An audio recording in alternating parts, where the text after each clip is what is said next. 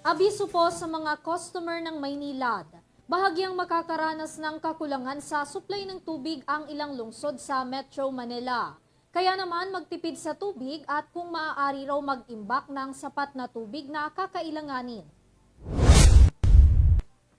Sa abisong inilabas ng Manila Water Services, tatagal ng 4 na araw mula May 31 hanggang June 3 ang water interruption sa ilang lungsod sa Metro Manila, kabilang na dyan ang Parañaque, Muntinlupa, Malabon, Navotas at Quezon City.